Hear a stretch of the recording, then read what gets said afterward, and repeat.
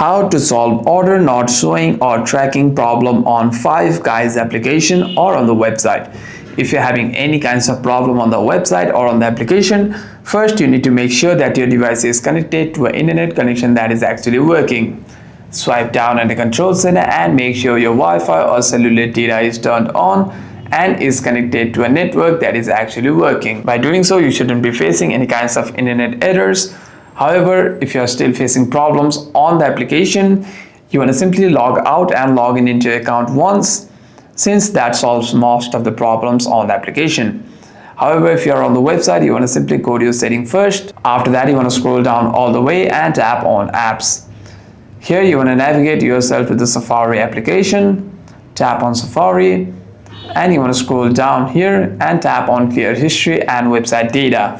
And by simply clearing your cache from the website, the next time you log in, you shouldn't be facing such problems. Hope this video is helpful, and if you have any further questions, do comment down below.